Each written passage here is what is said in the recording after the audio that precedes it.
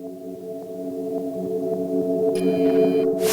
everyone, my name is Nicolette. Today I'm going to be going over how to put in a teardrop plug.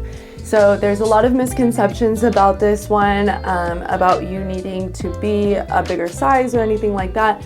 But the truth is it's pretty straightforward and simple, and you can stay at the size you're at. So right now I'm at 3/4 inch. I've been at this size for a couple years now. This is the size that I intend to stay at. So I really like teardrop plugs. It's definitely a different look than the normal circular plug, and they are double flares still. So if you have questions about double flares, you can always check out our video that I made about putting in double flare plugs. I'll link that in the description below. Also, if for any reason you'd want to measure a teardrop plug, Matt made a video about that a while ago, and so I'll link that in the description as well. So we'll just jump into putting this in. I'll demonstrate on these Tiger's Eye teardrop plugs that I have right here. When you're putting these in, you do want to remember that they are double flares. So that means that they have a flare on the front and a flare on the back, and then you have this like divot in the center here, and that's what's called the wearable part of the plug. So the wearable part of the plug is the size that you're at. So it's 3/4 inch for me on this part right here. But because of the flares, the lips on each side, sometimes you want to make sure you are fully healed at the size that you're at. You don't want to put these in right after you stretch up.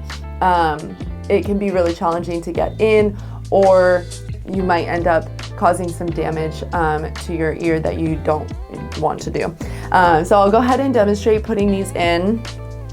Take these ones out. Sometimes I do like to use like a little bit of jojoba oil. It just helps kind of lubricate the earring and my ear. So I'll just take the jewelry and I'll kind of like dip it in the jojoba oil, and then I'll just kind of rub it onto my ear just to like lubricate a little bit.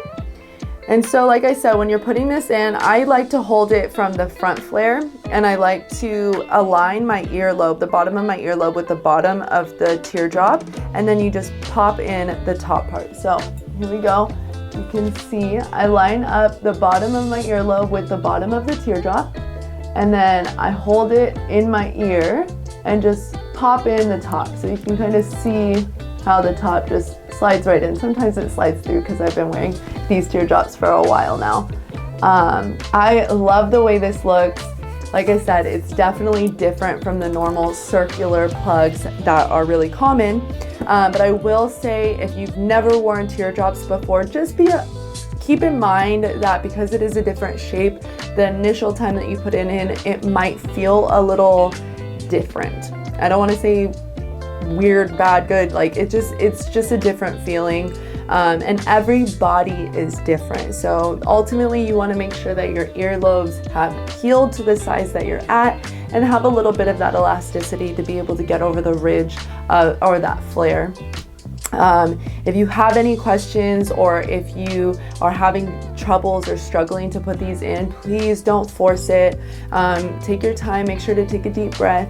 Is always helpful. And if you're really struggling, go see your local professional piercer to help you put these in. If you guys liked this content, if you have any questions or anything, if you want to see more videos like this, please let us know in the comments. Thanks so much for watching.